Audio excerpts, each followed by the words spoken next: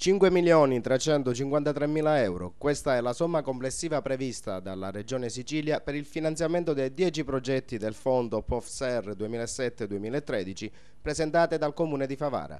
La programmazione redatta dall'Ufficio Europa, diretto dall'architetto Giacomo Sorce, fa riferimento ai piani integrati di sviluppo territoriale ed urbano Pista e Pisu. Nel dettaglio, i progetti ammessi dalla Regione Siciliana ai finanziamenti sono i Democracy e servizi di inclusione sociale del valore di 426.000 euro, 599.000 euro invece previsti per l'integrazione digitale. Somma più consistente 1.100.000 euro prevista per la Cassa dello Sviluppo, un progetto di e-government per la qualificazione del rapporto dei cittadini con gli enti pubblici.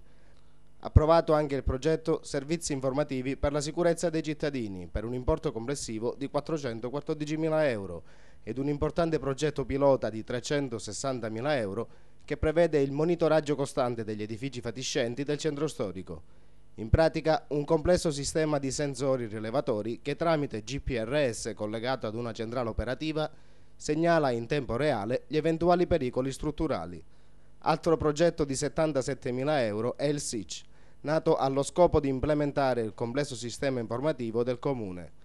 576.662 euro per il progetto dedicato alla valorizzazione turistica della città, denominato Favara in Contemporanea, che intende fare dell'asse urbano Castello Chiaramonte, Cortile e Bendivegna una location permanente di mostre e di installazioni di avanguardia.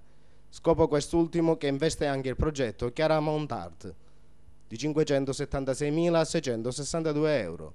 Il finanziamento più alto ammesso, 1.275.000 euro, riguarda il recupero dello stabile dell'ex procura di Piazza Garibaldi. Ultimo progetto di 100.000 euro, il Maracanda. Si tratta di un mercato dei prodotti tipici agricoli ed artigianali da svilupparsi al di sotto del Ponte Tre Archi, zona quest'ultima interessata dal progetto di riqualificazione Ortus. In periodo di magra, gli oltre 5 milioni di euro previsti per il Comune di Favara rappresentano una boccata di ossigeno per lo sviluppo economico del territorio. Finanziamenti che si potrebbero ulteriormente incrementare con i progetti che l'Ufficio Europa ha redatto e che sono al vaglio della Regione.